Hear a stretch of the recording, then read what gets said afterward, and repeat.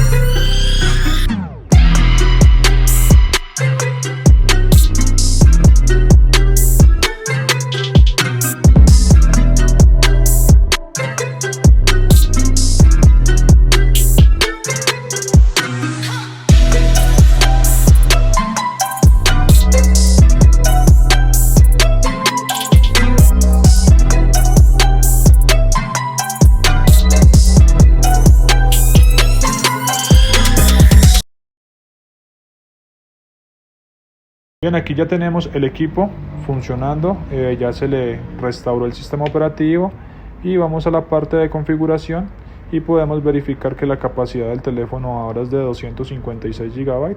Este cliente no volverá a sufrir por almacenamiento en su iPhone. Si tienen algún equipo que quieran ampliarle la memoria o equipos con algún problema, no prende, sin señal, sin Wi-Fi, sin táctil, sin sonido, hay muchos problemas que están apareciendo sobre los iPhone y aquí le podemos dar solución a la mayoría de los casos. Pueden contactarnos directamente por WhatsApp o aquí mismo en Instagram. Entonces ya saben, por acá pueden escribirnos y siempre vamos a estar atentos a resolver todas sus inquietudes.